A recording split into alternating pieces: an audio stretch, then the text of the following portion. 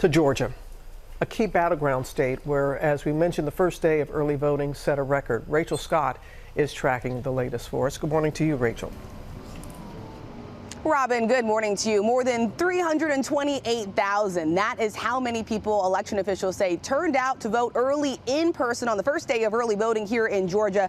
Those numbers shattering records. At this polling location, they just keep coming. The line starting here about an hour before this location even opened. This is one of the most closely watched states in the country, one of the 7 battlegrounds that will ultimately decide who ends up going to the White House. President Biden won the state of Georgia by fewer than 11,000 votes. He was the first Democrat to win this state in nearly 30 years. Former President Donald Trump tried and failed to pressure Republican officials in this state to try to overturn President Joe Biden's victory. But this time around, in the last minute and the final stretch, Republican officials have been trying to make some changes to the rules in 2 ways. One, allowing election officials to refuse to certify the results of the election if they have concerns about voter fraud, which is extremely rare, and also a rule that would require this state to count the ballots by hand. Well, overnight, a judge blocking both of those changes, saying that it is not an option, rather an obligation for election workers and officials in this state to certify the results,